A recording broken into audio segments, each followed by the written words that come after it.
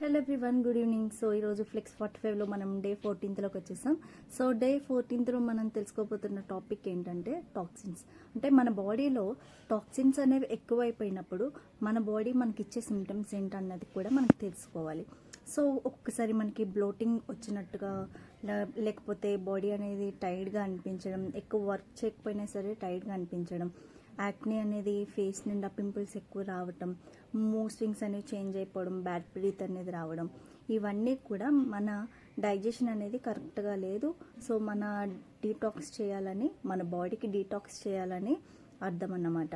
So మనకి ఇలాంటి symptoms వచ్చినప్పుడు కంపల్సరీగా మన బాడీ డీటాక్స్ చేసుకోవడం చాలా ఇంపార్టెంట్. దీనికి మనం చేయాల్సింది ఏంటంటే చిన్ని small life style changes and nutrition అనేది కరెక్ట్గా ప్రాపర్గా క్లియర్ న్యూట్రిషన్ అనేది ఇవ్వడం, ఈ రెండు కూడా చాలా ఇంపార్టెంట్.